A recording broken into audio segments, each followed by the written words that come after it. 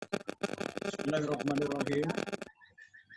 Assalamualaikum warahmatullahi wabarakatuh. Waalaikumsalam Waalaikumsalam warahmatullahi warahmatullahi wabarakatuh. Selamat pagi, salam sejahtera untuk kita semua. Alhamdulillah wa syukurillah wa la haula wa la quwata illa billah. Wassalatu wassalamu ala asyrafil anbiya wal mursalin sayyidina Muhammad wa ala alihi washabihi ajmain.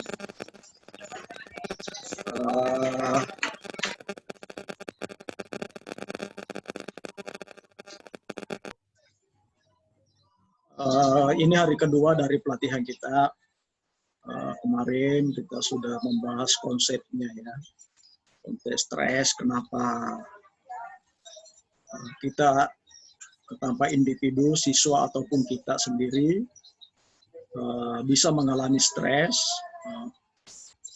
Kita melihat bahwa titik-titik penyebabnya itu bisa dari stimulusnya, penilaian individu terhadap stimulus, ya, lalu kemudian efeknya akan muncul ya sebagai dampak dari respon-respon yang keliru terhadap stresor. Ya, dan saya kira saya sudah menyampaikan bahwa bahan-bahan itu saya simpan di Google Classroom, cukup banyak bahan di sana kalau Bapak Ibu sempat membaca, sempat melihat, mendownload, ya sangat banyak sebetulnya ya. Jadi mudah-mudahan itu bisa dimanfaatkan untuk lebih memahami secara utuh bagaimana sebenarnya kita bisa mengelola stres dengan cara-cara yang lebih sederhana dan mungkin bisa kita terapkan pada siswa kita. Hari ini kita membahas secara lebih teknis, secara lebih operasional, langkah-langkah melakukan bimbingan konseling dengan menggunakan teknik. Ya, kemarin kita bicara tentang konsep saja. Ya, ada banyak sebetulnya cara mengelola stres, tapi kita akan menggunakan dua pendekatan saja, kognitif dan behavioristik. Kognitif sendiri punya banyak teknik, metode. Salah satu yang akan saya jelaskan nanti adalah yang dikembangkan oleh Mischenbaum, teknik SIT, ya, jadi stress inoculation training. Jadi ini latihan. Saya men-share dulu bahannya. Mohon diperhatikan nanti langkah-langkah pelaksanaannya. Sebagai guru BK tentu saja nanti ini akan dituangkan dalam RPL, ya, rencana pelaksanaan layanan bimbingan konseling di sekolah, ya, baik secara kelompok maupun individu. Ya, jadi saya kira bisa dilakukan secara kelompok, bisa dilakukan secara individu. Tergantung seberapa banyak siswa-siswa kita dianggap mengalami.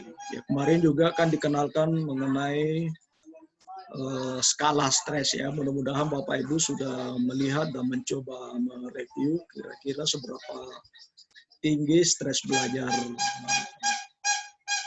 anak kita di sekolah masing-masing berdasarkan skala itu. Ya, oh, salah ini bukan relaksasi.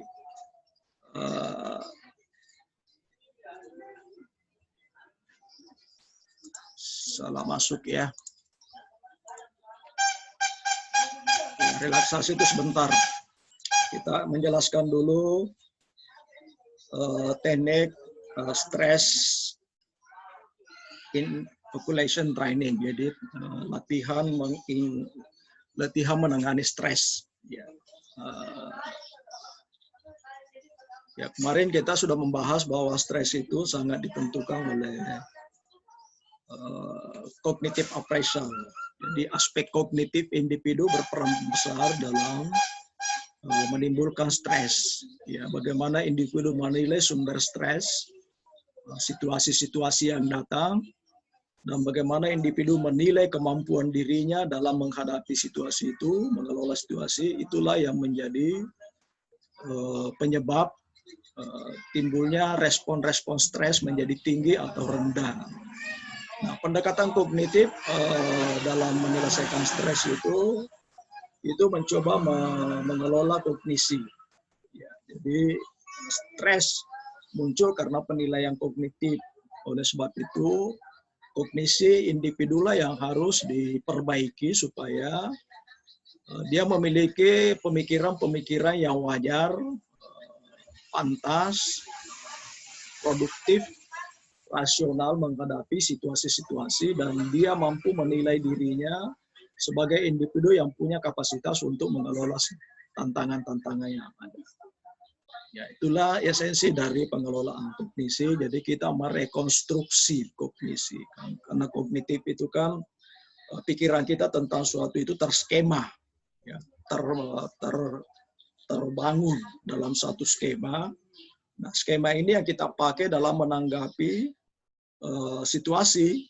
Skema ini yang kita pakai dalam menilai diri. Nah, kalau ada yang salah dalam skema itu berarti harus dibongkar skema itu, lalu kemudian distruktur kembali, dikonstruksi kembali. Itu esensi dari pendekatan kognitif dalam menangani berbagai masalah, ya. Jadi masalah apapun, teknik rekonstruksi kognitif itu selalu mengasesmen apa yang dipikirkan, bagaimana memikirkannya.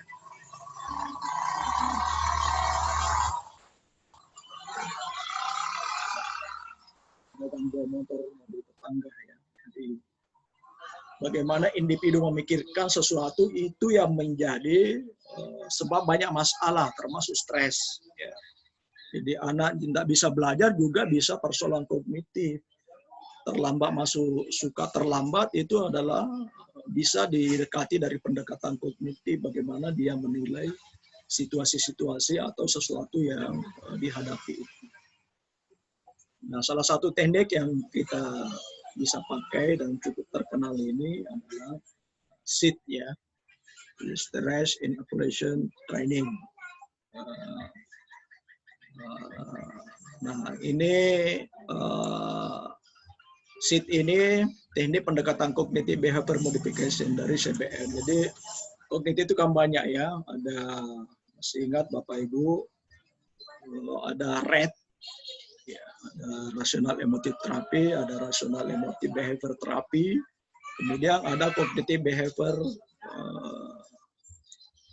modification atau behavior therapy, CBT, CBM, CBT itu sama saja, yang dikembangkan oleh Donald Mischenbaum. Saya kira teman-teman yang tamat jurusan BK harusnya masih tahu, masih mengenal sekali pendekatan ini.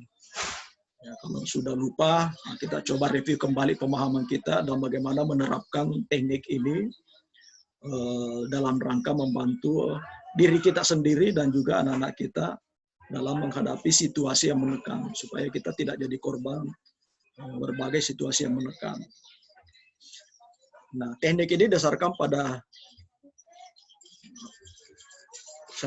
ide bahwa untuk membantu konseling mengatasi stresor, ya, ringan ataupun berat, ya, dan terutama yang ringan-ringan, ya, karena kalau berat itu kita membutuhkan penanganan psikoterapi yang lebih dalam. Jadi asumsinya adalah untuk membantu konseling mengatasi stresor ringan akan memungkinkan mereka mampu mengembangkan toleransi terhadap situasi yang menekan. Jadi ketika individu bisa dibantu mengelola pikirannya menghadapi suatu stresor, maka dia bisa mengembangkan toleransi terhadap situasi. Toleransi itu artinya kemampuan untuk menoleransi. Oh, enggak apa-apa begitu, bisa begitu. Ya, itu namanya toleransi. Ini juga didasarkan pada pandangan transaksional tentang stres yang menyatakan bahwa stres itu terjadi bila mana tentunya dipersepsikan dari sebuah situasi melampaui kemampuan yang dipersepsi untuk memenuhi tuntutan itu. Jadi stres terjadi karena ada persepsi bahwa situasi yang menekan, katakanlah situasi sekarang adalah tugas-tugas belajar atau bagi guru BK, siswa yang banyak masalahnya, siswa yang sulit dibantu, itu kan situasi. Kalau itu dipersepsi melampaui kemampuan kita untuk mengatasi, maka itulah menjadi persoalan stres kita.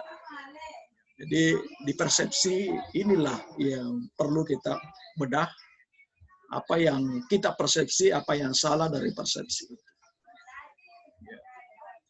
Asumsinya adalah individu bisa mempengaruhi kemampuannya untuk menangani stres dengan cara memodifikasi keyakinan. Ya, jadi kita bisa membantu konseling kita atau diri kita sendiri bisa menangani satu tekanan-tekanan yang terjadi dengan memodifikasi, mengubah keyakinan dan pernyataan diri kita terhadap situasi yang menimbulkan stres tadi. Itulah esensi dari teknik SIG.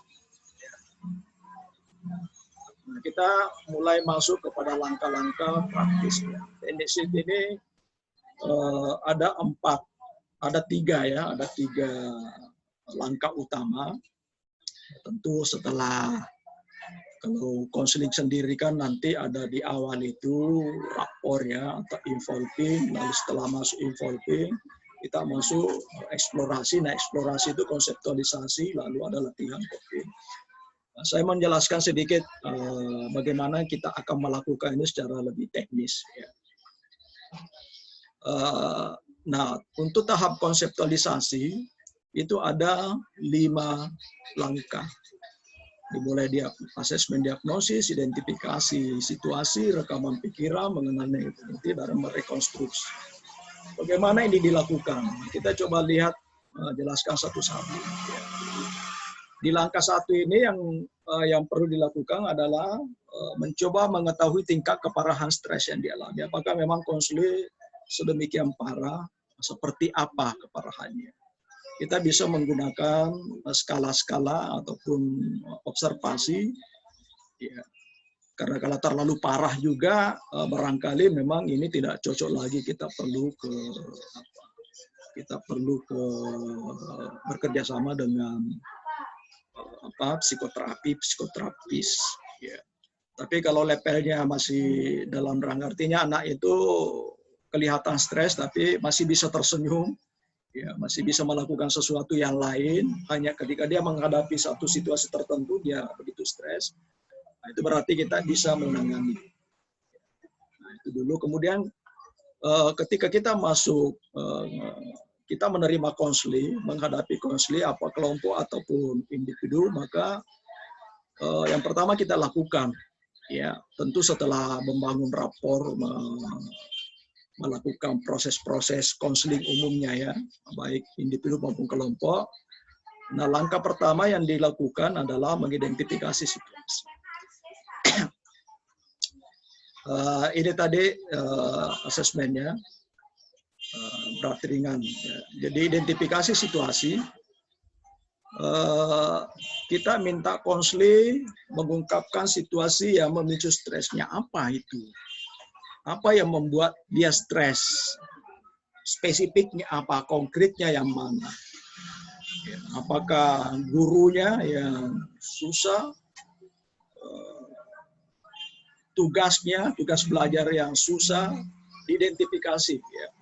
Cara mengidentifikasinya kita membuat ini. Jadi ini ada format pencatatan pikiran yang bisa digunakan oleh konselor.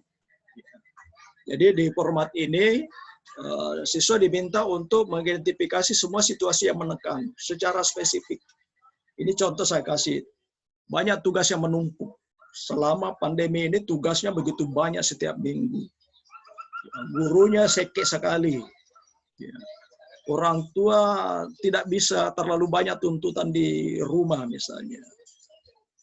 Atau stres yang menjadikan itu apa? Ya.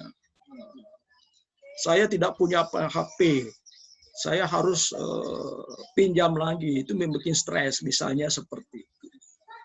Ya. Ini namanya mengidentifikasi situasi, dan ini penting, kemampuan kita mengenal situasi-situasi dan membantu konseling mengenal yang mana mana dari situasi itu yang menekan.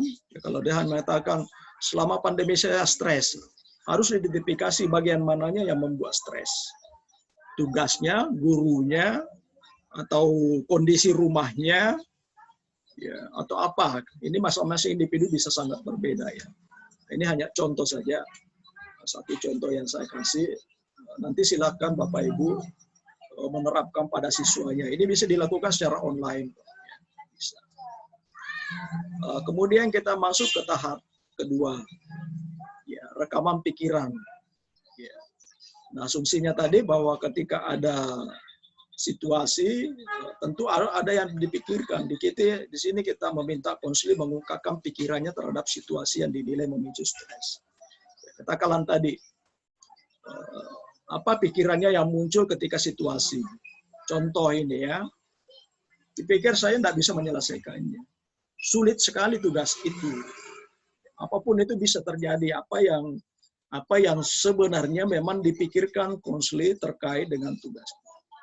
Kalau mengacu pada konsep stres tadi, ada dua yang perlu kita cermati dari pikiran. Pikiran terhadap beban itu dan pikiran terhadap dirinya. Ya, boleh jadi dua-duanya. Waduh, berat sekali. Waduh, terlalu banyak. Tapi sejalan dengan itu juga dipikirkan. Saya tidak kuat, saya tidak punya waktu. Ya. Waktu di rumah saya apa? Jadi ada dua ya, sumber stres dan penilaian terhadap diri. Dua aspek itu perlu dicermati apa yang ada pada individu, ya, siswa kita. Lalu mereka diminta untuk menaksir kira-kira stresmu itu pada angka 1 sampai 10 nilainya berapa. Ya, tentu kalau dia berat-berat mungkin 8, mungkin 9, mungkin 10. Kalau biasa-biasa saja yang 5. Kalau biasa-biasa saja itu agak lebih mudah kita. Nah, apa yang kamu biasa lakukan kalau stres itu? Ini masih dalam tahap itu tadi ya. Tak berdaya, main game, lari, terpaksa tidur saja, pusing. Ya, ini tindakan respon yang dilakukan terhadap situasi yang muncul. Ya, nah ini isi dari format pencatatan 1. Dan keberhasilan kita membuat ini menjadi dasar kita nanti untuk berdiskusi dengan siswa apa yang harus kita lakukan.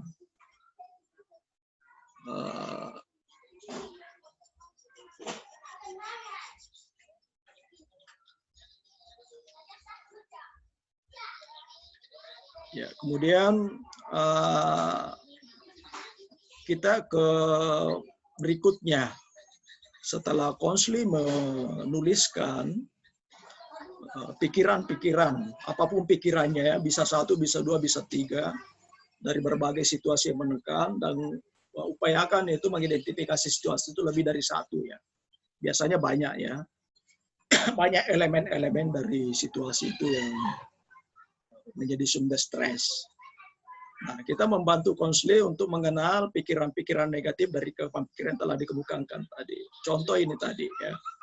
Yang mana negatif? Kata pasti tidak bisa. Jadi konselor memang harus paham indikasi-indikasi pikiran-pikiran yang tidak tepat. Nah, kemarin Pak Hairul bertanya, apa bedanya pikiran negatif dengan pikiran salah, pikiran jahat? Ya, pikiran jahat itu pada niatnya ya, menjahati orang. Pikiran negatif itu pada muatan pikiran yang menegatifkan diri. Ya, jadi merasa tidak mampu, merasa tidak berdaya, itu namanya pikiran negatif. Saya pasti tidak bisa. Jadi dia sudah meyakini dirinya pasti tidak bisa menyelesaikan. Nah, kalau kesimpulannya begitu pasti tak berdaya, lebih baik main game. Ya. Nah, kata pasti tak bisa ini menjadi kata kunci. Ya, karena inilah yang nanti mau dibongkar, mau dikonstruksi. Kenapa harus ada di kepala kata saya pasti tidak bisa. Saya tidak mungkin menyelesaikan. Ini ya, ini.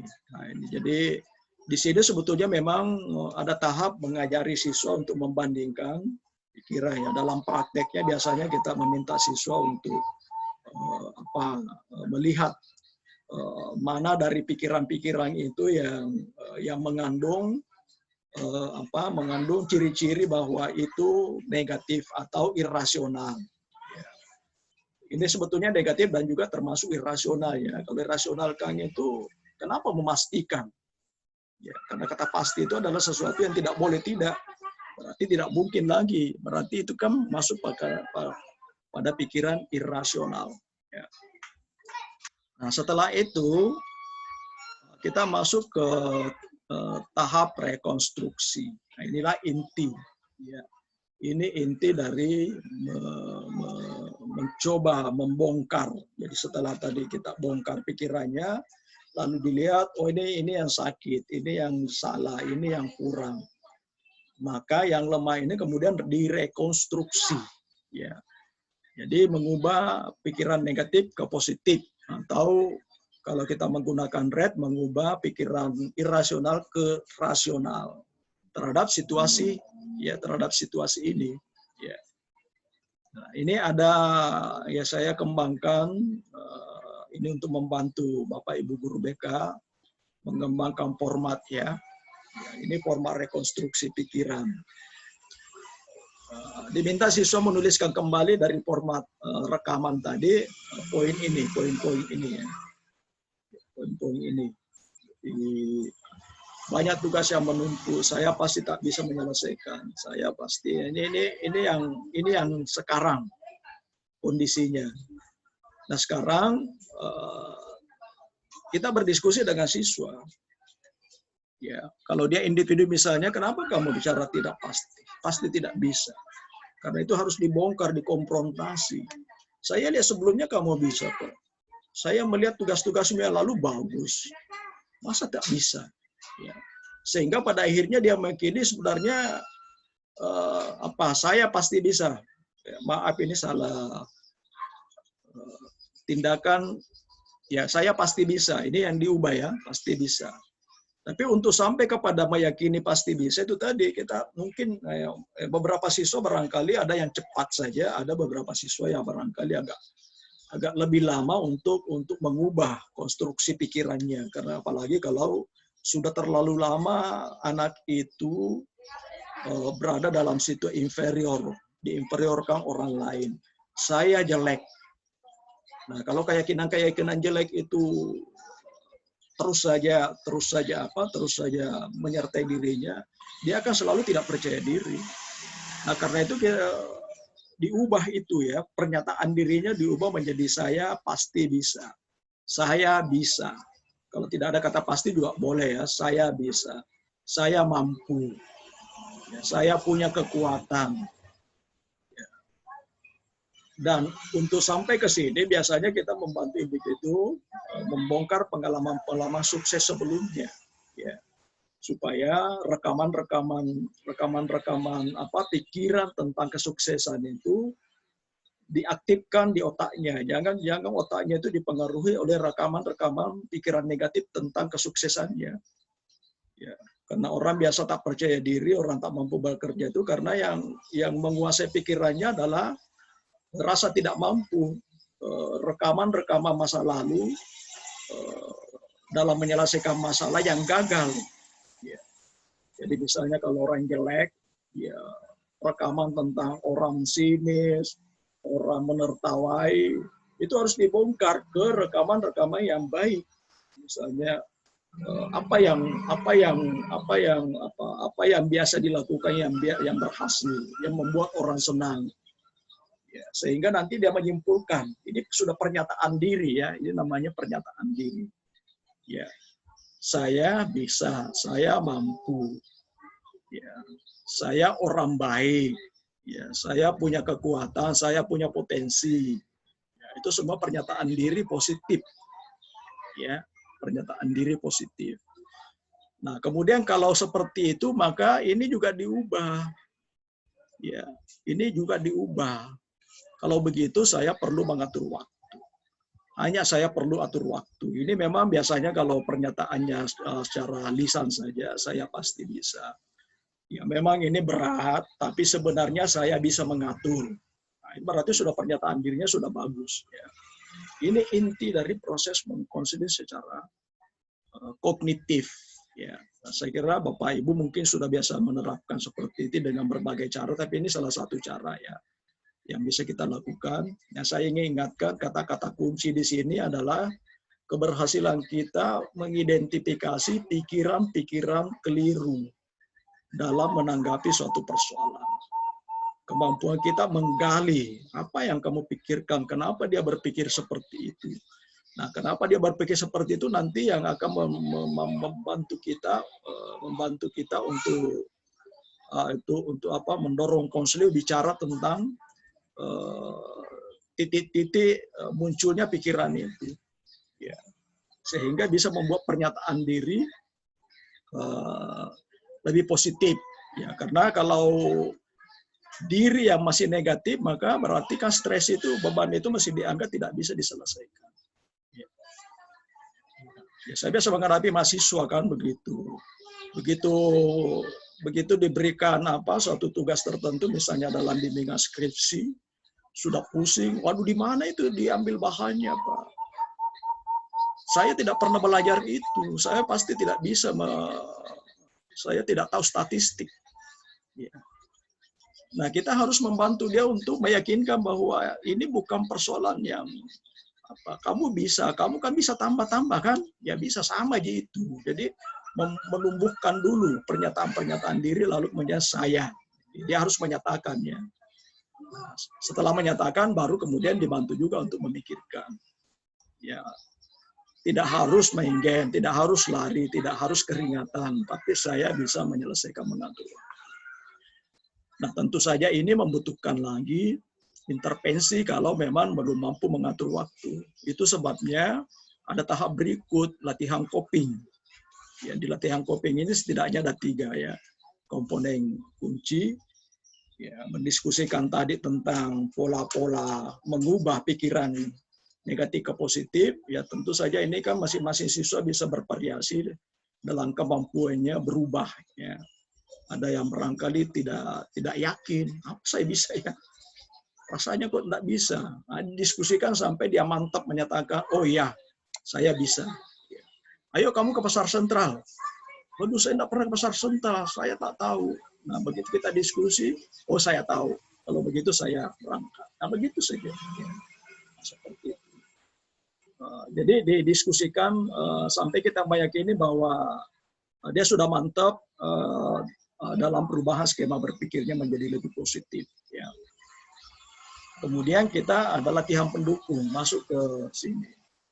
Latihan pendukung. Kalau seperti tadi kan manajemen waktu, saya perlu ngatur waktu. Kalau misalnya ini bisa relaksasi. Bagaimana misalnya kalau stresnya terhadap guru ya. Kalau sumbernya itu harus dihadapi dan orang itu secara secara umum di atas rata-rata tingkat kesulitannya ya. Misalnya menghadapi ujian. Ya. Hampir semua kita waktu S1 dulu atau waktu S2 ketika ingin mengikuti ujian meja pasti ada stres kan. Ya. Tapi diubah dulu pikiran tentang apa sih yang akan terjadi di sana, seberapa sulit. Ya saya pasti bisa, tapi kemudian dilatih berelaksasi. Bagaimana berpikir rileks. Ya, bagaimana menghadapi situasi ujian itu menjadi rileks. Ya begitu juga kalau menghadapi tugas-tugas belajar, bagaimana menghadapi tugas belajar secara rileks. Nah, di sini kita bisa latihan relaksasi. Ya, jadi seperti tadi, sebentar ini kita akan berlatih beberapa teknik relaksasi sederhana yang bisa menjadi bagian melengkapi latihan SIT ini. Ya. Atau manajemen waktu seperti tadi. Saya bagaimana sih ngatur waktu? Ya ini menjadi berat gara-gara saya mau menyelesaikan sendiri. Kalau saya atur gimana caranya Pak? Nah, kita kasih latihan manajemen waktu. Atau latihan asertif. Ya mungkin saja adik-adiknya yang menjadi sumber gangguan di rumah dan dia tidak mampu ngomong. Atau orang tuanya tidak mampu mengatakan, saya mau belajar dulu Pak, saya mau belajar dulu Bu. Nah, dilatih melalui asertif, menegaskan diri dan kebutuhannya.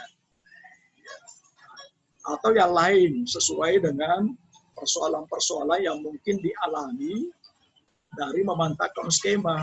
Jadi ketika tadi berdiskusi di sini kan kemungkinan kita akan menemukan hambatan-hambatan apa yang sebenarnya mungkin dia alami untuk menerapkannya. Ketemulah misalnya tadi Saya perlu mengatur waktu, tapi saya tidak bisa. Saya biasanya bimbang kalau mau dakdikduk kalau mau masuk ujian. Ya, latihan relaksasi. Ya. Nah, setelah ini baru kita ke sini berlatih menerapkan cara berpikir baru. Jadi di sini berlatih mengembangkan pikiran positif terhadap berbagai situasi. Jadi tadi kita hanya mengacu pada lembar kerja yang dibuat, kita bisa melatih dia. Oke, kita sudah mengubah pola-pola ini. Sekarang saya andaikan Anda menghadapi situasi ini, apa yang harus Anda pikirkan? Apa yang harus Anda lakukan? Ya seperti itu ya, berlatih. Karena ini nanti akan memastikan kita untuk sampai ke tahap berikut, yaitu transfer perubahan. Jadi perubahan yang ada di kelas ditransfer ke perubahan-perubahan nyata pada berbagai situasi. Ya.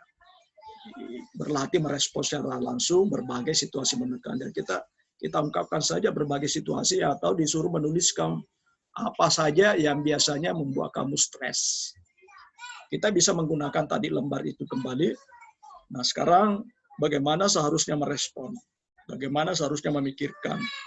Apa yang harus Anda pikirkan pada dirimu? Apa yang harus kamu lakukan kalau pikiranmu begitu? Lalu sebenarnya proses konseling ini berakhir di sini ya. Berakhir di sini.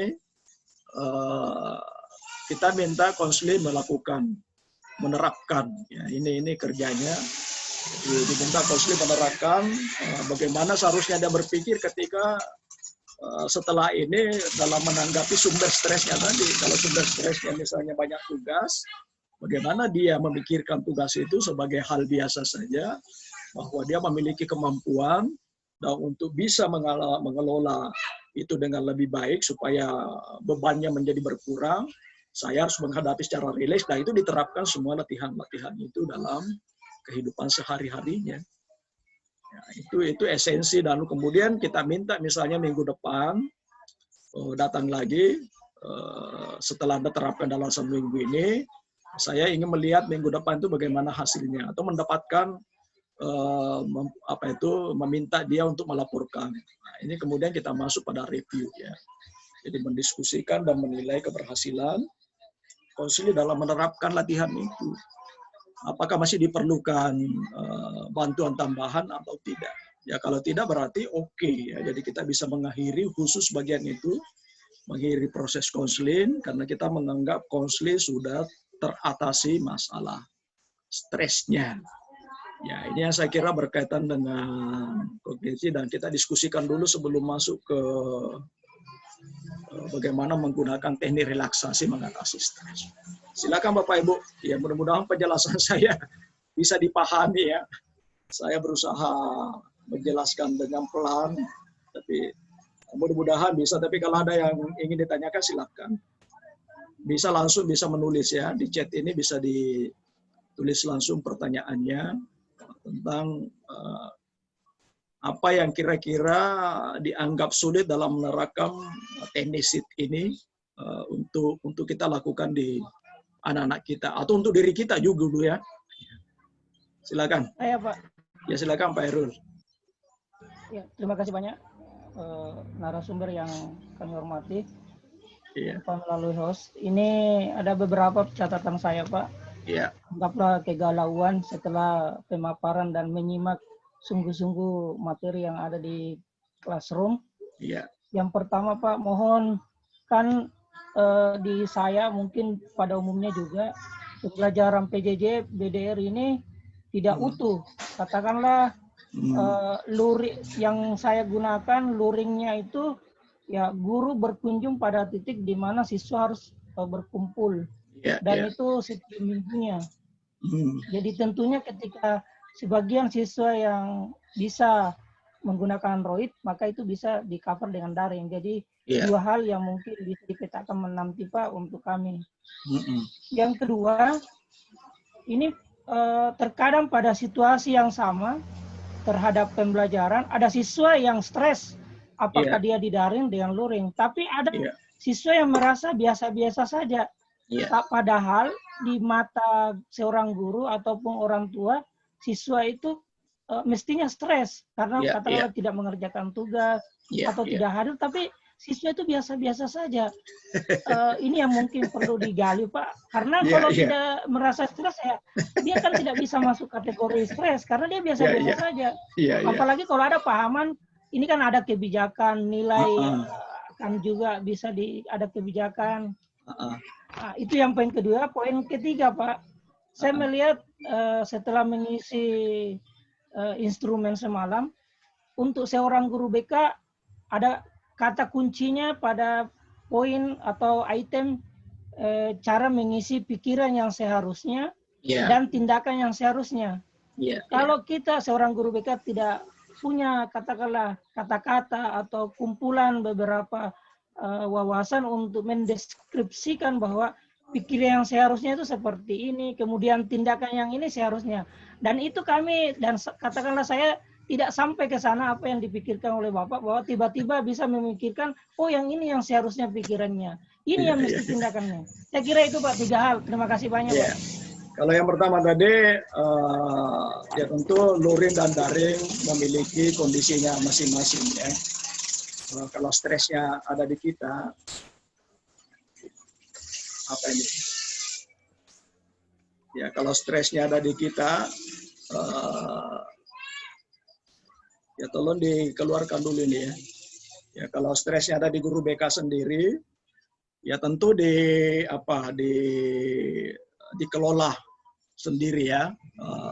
Tentu yang identifikasi yang mana yang paling yang mana yang tidak bisa dikelola, yang mana yang tidak bisa dikelola.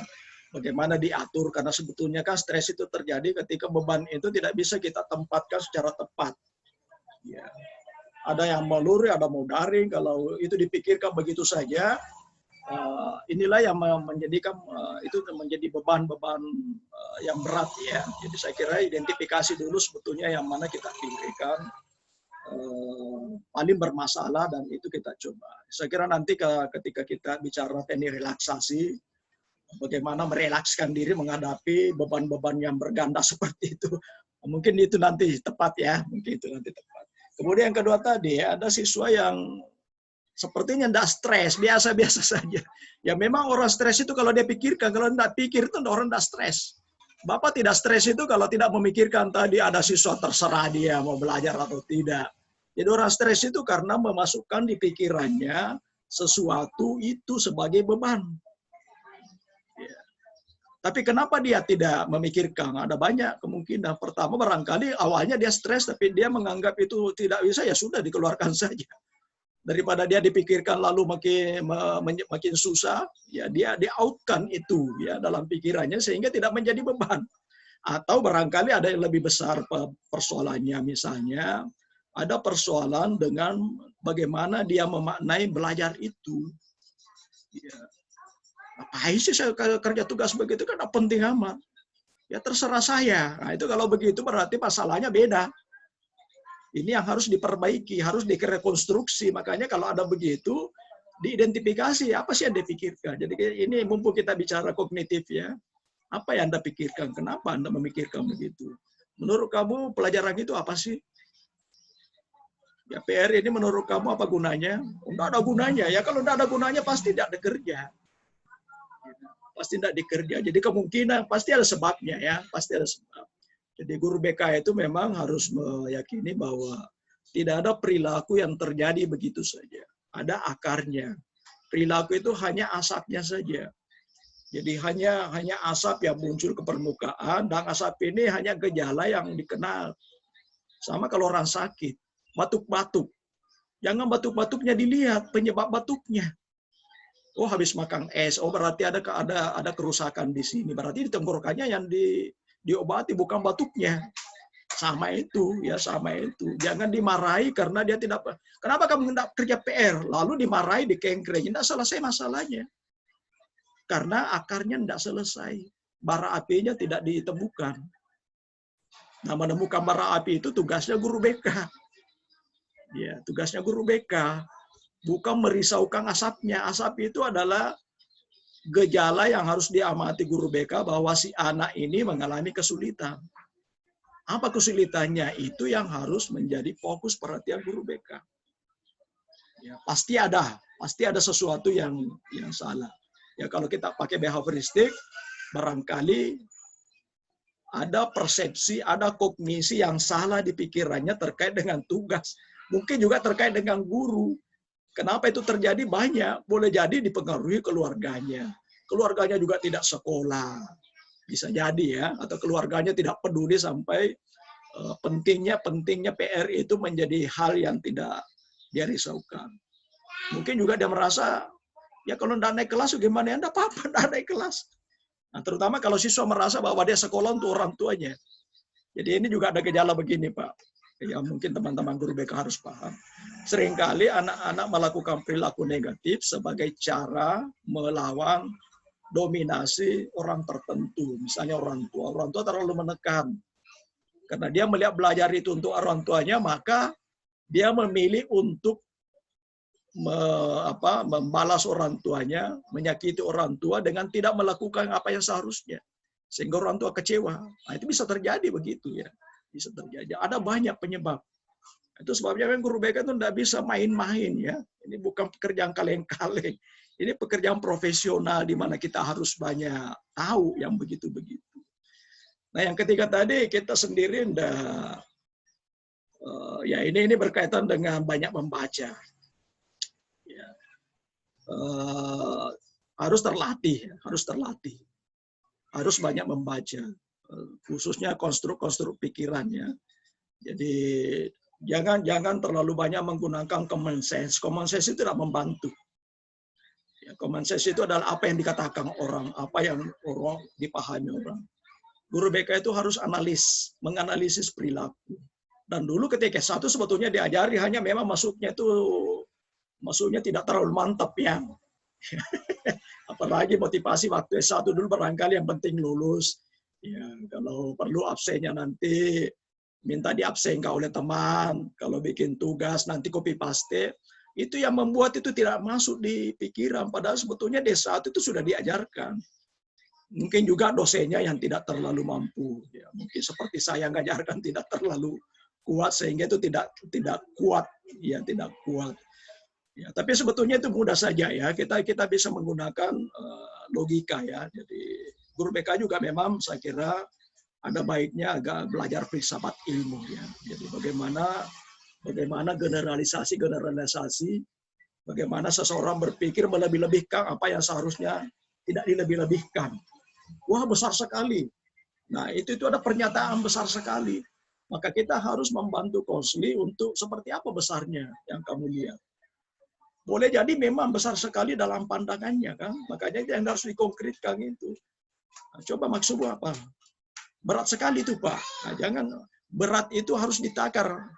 Tapi takarannya itu pada dia, kan bukan pada kita. Kalau dia menganggap itu berat, sesuatu berat, maka berat itu baik, itu berat. Bisa dijelaskan seperti apa berat yang kamu pikirkan itu. Seberapa mampu kamu ya. Memang itu saya kira latihannya akan ke arah sana ya kalau kognitif.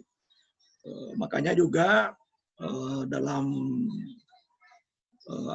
mata kuliah mikrokonseling keterampilan dasar itu ada bagian refleksi ya, perasaan. Nah, itu juga memang kita dilatih untuk membuat kosakata perasaan. Kalau perasaan, jadi guru BK harus punya kosakata perasaan, bisa membedakan ungkapan misalnya marah, itu level marah antara murka, geram, marah, kecewa itu kan levelnya sama-sama negatif tapi levelnya beda. Nah, stres itu terjadi ketika sampai tingkat marah sekali, ya, marah sekali. Ya, itu tanda-tanda ya, tanda-tanda. Jadi memang saya kira ini memerlukan latihan saja, kebiasaan-kebiasaan, dan tentu saja kesediaan untuk untuk agak bertahan ya, karena kalau godaan menasehati sudah muncul, ya sudah selesai. Tidak ada yang bisa dikatakan, jangan kok begitu. Nah, itu biasa gitu gurumu itu. Itu lihat temanmu yang lain, bagus-bagus tonjol kan, sudah selesai. Selesai menurut kita, tapi masalahnya dia tidak selesai. Karena di pikirannya ini tidak berubah. Ya, menurut kita guru itu, masa kamu tahu sama guru itu? Bagus sekali itu orangnya. Ya, berani kok saja nak. Ya, kalau begitu kan kita menggunakan frame kita untuk membantu dia, padahal dia di kepalanya ada sesuatu yang berbeda. Nah, saya kira itu saja ya kaitannya. Baik, yang lain ada lagi sebelum kita ke Saya, Pak. silakan. Terima kasih waktunya, Pak. Saya Alimuddin.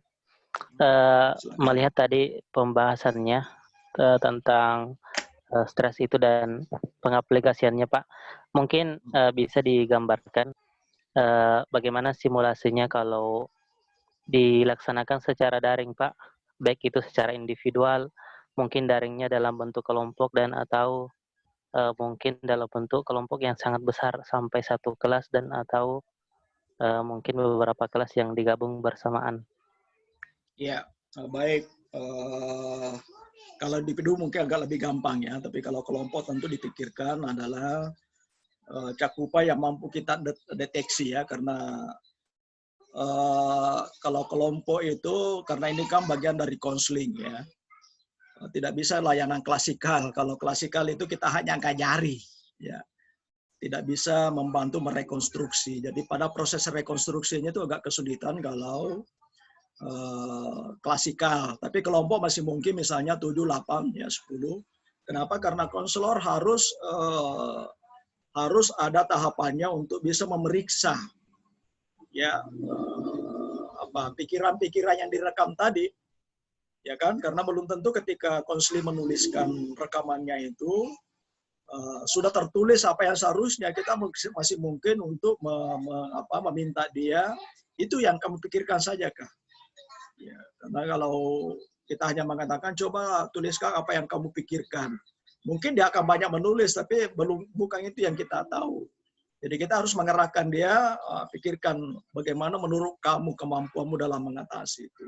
Seberapa berat sih menurut kamu itu ya.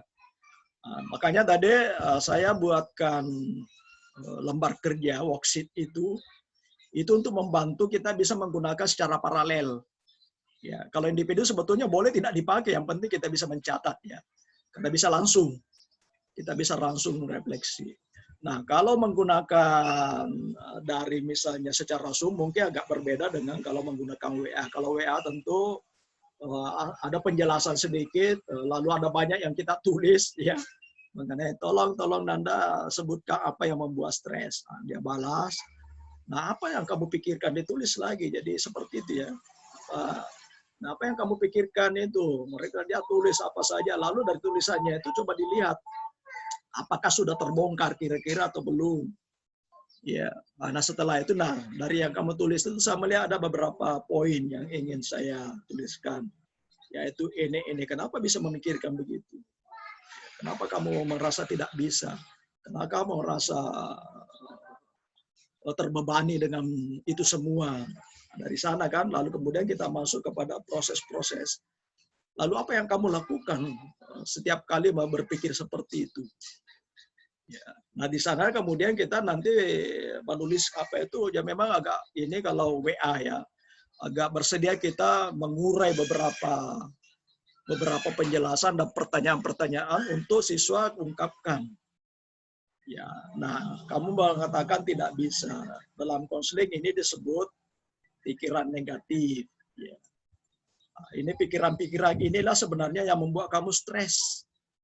Ya, jadi bukan gurumu itu yang membuat kamu stres, kamu sendiri stres karena memikirkan cara berpikirmu tentang guru itu. Ya, begitu misalnya ya. Nah sekarang kalau kamu tidak ingin stres, kamu berubah ya. Kita kan sulit mengubah guru itu. Guru itu ya sudah seperti itu keadaannya.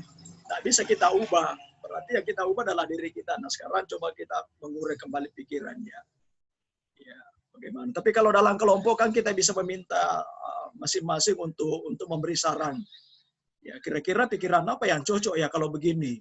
Menurut kamu itu pikirannya bagaimana? Jadi kalau dalam kelas WA group saya kira bisa dilakukan itu sehingga terjadi interaksi di antara mereka. Lalu kemudian ini ada beberapa ternyata pola-pola pikiran yang bisa kita pakai ya. Tidak harus seperti yang tadi. Ya, jadi ada beberapa ternyata pikirannya disampaikan temannya sebenarnya bisa kita pakai. Nah, kita tanya, menurut kamu gimana? Bisa enggak dipakai pikiran seperti ini? Oh ya bisa Pak, itu berarti kita sudah masuk kepada masa-masa tadi itu ya, proses-proses. Nah, itu sederhananya saya kira ya, yang bisa kita lakukan dalam proses mengkonseling. Tapi kalau kalau langsung tentu lebih mudah ya. Ya, saya rasakan saya biasa kalau merespon beberapa teman yang menulis masalahnya di chatting, kadang-kadang ada kesulitan kita itu melihat masalahnya secara detail ya, meminta lalu ya kadang-kadang ya saya minta bertanya banyak dulu sampai dia menuliskan banyak sekali situasi masalahnya ya. Baru kemudian dari sana baru kita melihat ini poin-poin kunci dari apa yang Anda katakan. Saya menangkap beberapa poin kunci A, B, C ya. Nah, terkait A ini kita diskusikan, terkait B ini kita diskusikan. Apa yang bisa kita lakukan? Ya, seperti itu saya kira ya, Saudara Dibudin, implementatif. Saya kira di bahan itu saya sudah bikin, tapi saya ubah sedikit grafiknya tadi. Ini juga bahan nanti akan saya share ke Google Classroom atau WA supaya bisa jadi dasar dilakukan ya, bisa jadi dasar untuk dilakukan. Ini sebetulnya tidak terlalu sederhana, tidak terlalu rumit amat ya, karena hanya mereview kembali apa sudah dipelajari di kampus. Hanya tadi itu titik tekan yang perlu kita sadar betul, karena kuncinya adalah di memeriksa pikiran, di rekaman pikiran. Karena itu kalau di dokter itu diagnosis. Ya. Jadi salah diagnosis, salah. Kemudian yang kedua merekonstruksi. Itu kalau di dokter itulah tindakan membedah. Ya. Ya. Salah membedah, tidak selesai masalah. Jadi dua di situ kuncinya. Setelah selesai itu, ya kita sisa memantapkan bagaimana pikiran yang sudah terrekonstruksi itu bisa menyatu ke diri konseling. Dan bisa dipraktekkan setiap kali menghadapi situasi, tidak selalu melihat dari sisi negatif. Ya, dia tidak selalu melihat dirinya sebagai kecil sekali dalam persoalan. Dia akan melihat dirinya sebagai individu yang punya kapasitas, punya kemampuan, punya sesuatu untuk menyelesaikan. Dia memiliki keyakinan bahwa dia bisa berbuat sesuatu untuk menghadapi apapun. Ya. Karena kalau orang bisa meyakini itu, maka stres itu akan hilang. Oke, ada lagi yang lain silakan. Karena saya mencari di itu enggak ada. Saya Pak. Ya silakan. Saya Pak. Silakan Nawati. Erniwati ya. Silakan. Assalamualaikum warahmatullahi wabarakatuh. Terima kasih Pak atas kesempatannya. Ya. Seperti ini Pak, karena saya sebagai guru BK sekaligus wali kelas di sekolah, kebetulan saya aktif di grup hampir semua mata pelajaran. Yeah. Dan saya sebagai admin, ada terkadang Pak saya lihat ada guru mata pelajaran yang dengan sengaja mengancam anak-anak Pak. Misalkan ada tugas yang diberikan lantas tidak dikerjakan. Bahasanya seperti ini Pak, biasa ada guru yang mengatakan bahwa kalau kamu tidak kerja tugasmu, kamu terancam tidak naik kelas. Atau bahasa-bahasa lain yang bisa membuat anak-anak merasa agak cemas. Terus pertanyaan saya, apakah ini gurunya yang perlu direlaksasi atau kira-kira saya sebagai guru BK Pak, bahasa-bahasa apa yang bisa saya berikan kepada teman-teman guru mata pelajaran agar barangkali bahasa-bahasa yang seperti itu sudah dimunculkan di chat Pak untuk mata pelajaran tersendiri. Jadi saya agak anu juga Pak, karena setahu saya bahwa guru itu setidaknya tidak boleh mengancam Pak. Yeah. Jadi pertama Pak. Yeah. Ya, yang kedua Pak, ada juga Pak beberapa kasus yang saya lihat di grup mata pelajaran itu ada beberapa anak-anak saya yang biasanya hanya mengisi kehadiran saja, hanya sekedar mengisi Pak bahwa dia hadir pada mata pelajaran itu. Tetapi begitu diberikan tugas, hubungannya lagi dengan tadi Pak yang pertama, begitu diberikan tugas, dia tidak mengerjakan ataupun dia tidak melakukan apa yang diperintahkan oleh guru mata pelajarannya. Ketika saya misalkan Pak mau menelpon ataupun secara langsung saya mau video call untuk bisa melihat seperti apa anak-anak di rumah. Terkadang anak-anak mengalihkan, saya punya panggilan Pak, jadi saya merasa pusing juga sebagai guru BK. Kira-kira apa yang harus saya lakukan Pak? Jadi itu saja Pak, terima kasih. Baik, terima kasih. Yang pertama tadi pernyataan guru menjadi sumber belajar ya. Jadi ada dua sisi yang harus kita lihat. Kalau sasaran kita mengubah guru, ya tentu saja menggunakan pola yang berbeda. Kan ada namanya konsultasi ya. Ya, peran kita adalah memberi penjelasan apa yang kita pahami. Jadi kita tidak menggurui.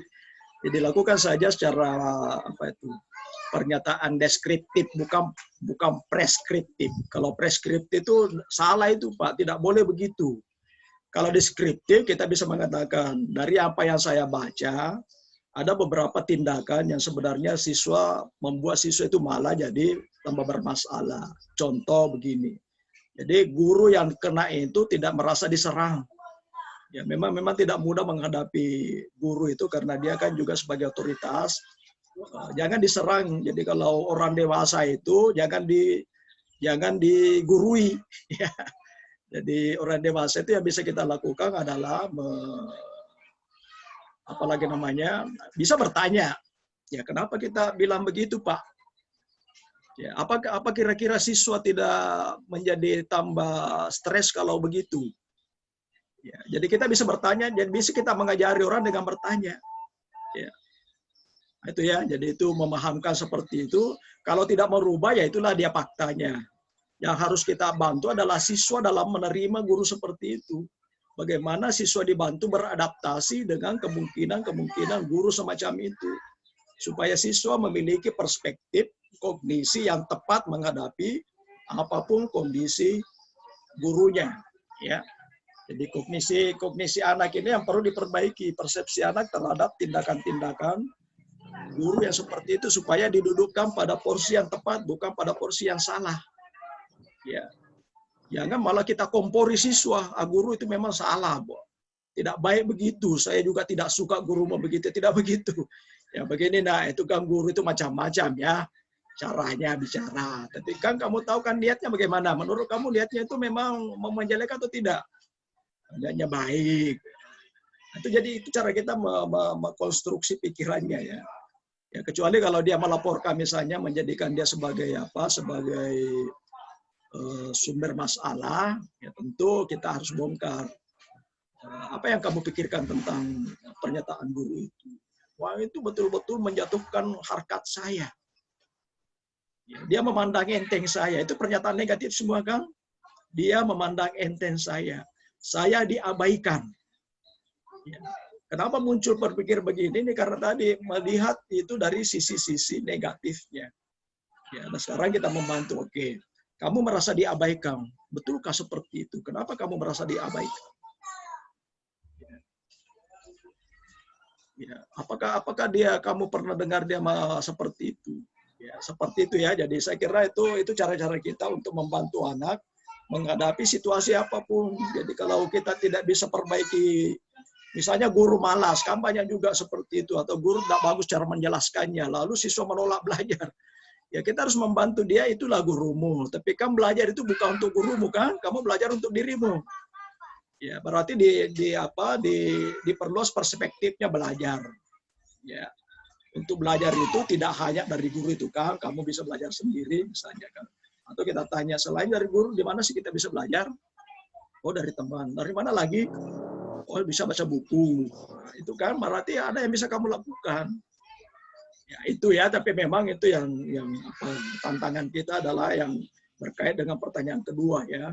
Siswa tidak mau menuliskan, tidak mengerjakan tugas, nah, harus dieksplorasi kenapa ya. Ada banyak mungkin dia tidak mengerti. Orang tidak mengerti pasti tidak kerjakan. Ya. Kalaupun dia kerjakan orang lain yang kerjakan. Ya, karena tidak mengerti. Kenapa tidak mengerti? Boleh jadi cara guru menjelaskan tidak membuat jelas. Atau dia tidak mengikuti pelajaran-pelajaran sebelumnya yang menjadi dasar dari pelajaran itu. Bisa tidak mengerti ya. Atau pikirannya tentang apa sih gunanya seperti tadi. Tidak ada gunanya itu.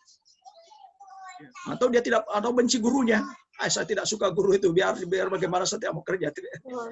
Ya, jadi dicari dulu apa yang dipikirkan itu. Nah, cuma masalahnya tadi kan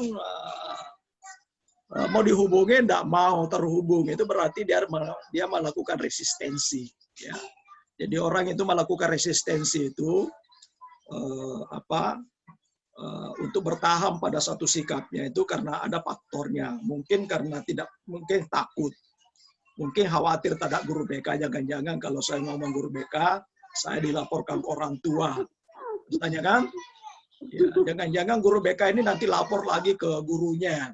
Itu berarti ada kaitannya dengan kehadiran kita di mata siswa. Seberapa baik, seberapa meyakinkan kita di mata siswa itu yang akan menentukan apakah dia bersedia ngomong. Ya. Jadi jangan langsung salahkan siswanya. Siswanya bagaimana caranya saya mau belajar pada mau ngomong. Jadi kita koreksi diri dulu, jangan-jangan kita adalah sosok yang yang masih mengkhawatirkan pada diri. Ya, kita tidak bisa mengatakan saya ini orang baik, saya percaya. Tapi kalau dia di pikirannya guru BK itu tidak bisa dipercaya, bagaimana caranya mengubah itu? Ya harus diskusi dengan dia. Ya. Nah, itu saya kira ya diperiksa dulu itu. Ya siapa tahu juga ada kegiatan lain pada saat itu. Ya barangkali memang lakukan lagi. Ya, jangan langsung bertanya kepada masalahnya. Ya, bagaimana nak kegiatan sekarang? Saya mau ngomong, jangan langsung tanya. Saya dengar kamu tidak pernah kerjanya PR, pasti resistensinya tambah besar. Ya, jadi dimulai dari pertanyaan-pertanyaan yang resiko pertahanan orang itu rendah. Nanti dari sana terbangun kepercayaan, baru kita mulai masuk kepada wilayah-wilayah yang terasa mengancam. Ya, saya kira itu ya. Ya, Pak, ini kan sudah dipelajari semua D1 ini kan. Baik, ada lagi Bapak Ibu. Saya masih cari-cari juga ini pertanyaan di chat. Rupanya tidak ada yang bertanya di chat ya. Berarti dengan teknik ini oke. Sebelum kita masuk ke teknik relaksasi. Kalau Bapak Ibu masih ada yang... Saya sedikit, Pak. Ya, silakan Pak, silakan. Ya, baik. Bismillahirrahmanirrahim. Assalamualaikum warahmatullahi wabarakatuh. Waalaikumsalam. Saya Sarul, Pak. Ya. Dari Surakarta. Ya. Jadi gini, Pak. Ini berkaitan dengan problem yang kemudian dihadapi oleh siswa itu sendiri. Ya. Jadi masalah ini bagi saya adalah sebuah keniscayaan yang kemudian memang tidak bisa lepas daripada kehidupan daripada siswa itu sendiri. Ya. Nah, artinya apa? Di dalam proses menginternalisasi daripada masalah-masalah yang dihadapi oleh siswa ini yang terkadang menjadi problem di situ, Pak. Ya. Kenapa? Karena kalau setahu saya di dalam teorinya Piaget itu sendiri, Pak. Ya. Jadi Piaget itu ada satu teori yang disebut dengan skema pengetahuan gitu. Ya. Nah, artinya apa?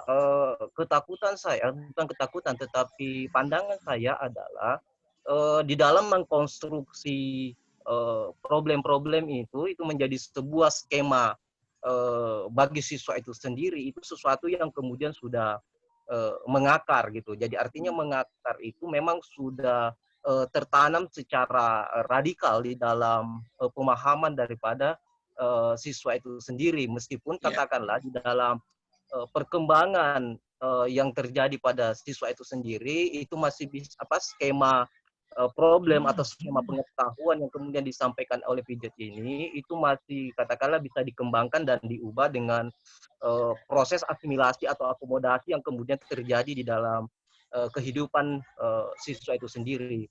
Nah, yang jadi persoalan di sini, Pak, ini sekedar pandangan saja, yang jadi persoalan adalah di dalam mendekonstruksi pemikiran-pemikiran negatif yang kemudian ada pada siswa itu sendiri, ini yang terkadang sulit, dan biasanya guru BK ini agak susah memahami di situ. Jadi seolah-olah bahwa guru BK ini terjebak pada sebuah pemahaman yang secara konsep itu sebenarnya melanggar daripada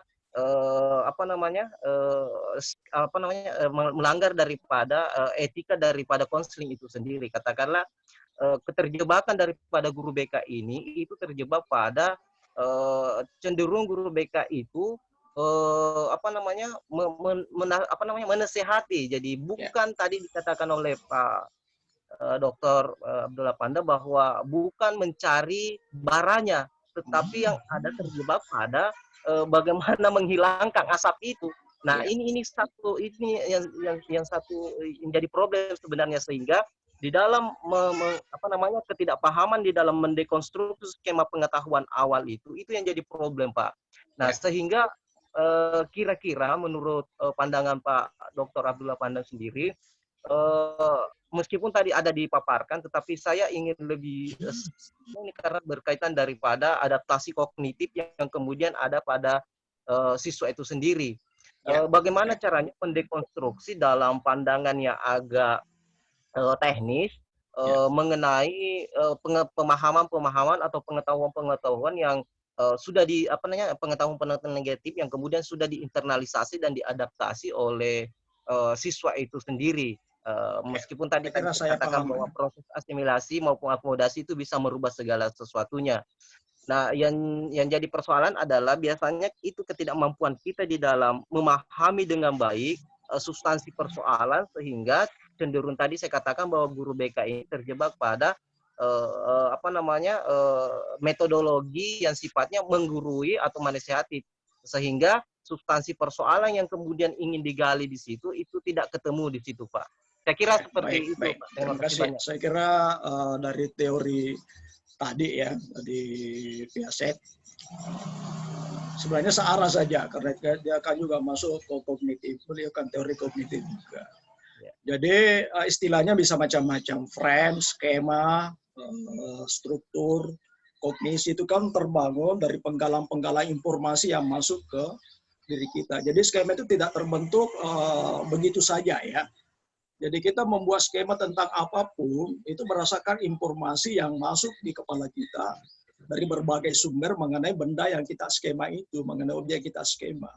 Nah, karena itu untuk memahami bagaimana orang menskema, skemanya seperti itu, pertama dulu kita paham seperti apa dia menskema itu.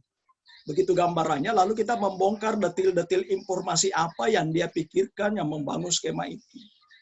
Ya, jadi makanya tadi ada namanya rekaman pikiran. Jadi dari rekaman pikiran itu menjadi kata kunci. Kemampuan kita untuk bertanya secara detil, eksploratif, itu akan membantu kita untuk membongkar, oh ternyata skemanya terbangun dari apa. Yang dipikirkan tentang begini. Dalam skema itu nanti kita akan menemukan ada pemahaman yang salah, ada ketidaklengkapan pemahaman. Kan itu yang mungkin yang membangun skema atau mindset, sama saja itu ya. Ketidaklengkapan, ada informasi yang blank, ada informasi yang diyakini dari sumber yang salah, ada logika yang tidak nyambung. Itu, dan memang di sini kemampuan konselor untuk menganalisis seperti itu sudah sangat diperlukan. Kalau teori kognitif ini dikuasai, cara-cara menganalisis seperti itu mudah. Jadi kalau sudah menemukan struktur bangunan yang membangun skema itu, frame-nya, lalu kita reframe kembali, mereskem. Ya, jadi istilahnya sama itu, rekonstruksi, reskema, reframe, itu adalah istilah-istilah yang ada teori kognitif yang maknanya sama. Jadi frame ulang, jadi sama bingkai ya. Bingkai itu kemudian kita lihat kenapa gambarannya seperti itu. Nah, kita bongkar apa yang kamu pikirkan secara detil. Dari situ kita menemukan misalnya, oh ternyata ada bagian-bagian dari susunan pikirannya, dari susunan informasi yang diyakini, yang kita duga, ya kita identifikasi, kita duga ini barangkali sumbernya, Sama saja orang memahami agama ya. Sama seperti itu, pasti ada sumber keyakinannya, dari mana sampai dia meyakini seperti itu, sampai muncul skema, sampai muncul frame, ya, sampai muncul satu struktur kognitif. Ya. Uraian-uraian ini, nah kalau sudah menemukan, tentu keyakinan-keyakinan ini yang kita coba diskusikan. Ya. Bagaimana cara mendiskusikan? Ada namanya kan teknik konfrontasi dalam BK. Dikonfrontasi pikiran itu dengan fakta-fakta lain. Karena biasanya kalau orang membangun skema itu dari keyakinan kadang-kadang tanpa fakta. Ya, kemudian disuplai fakta-fakta yang berlawanan dengan apa yang diyakini. Katakanlah tadi meyakini guru itu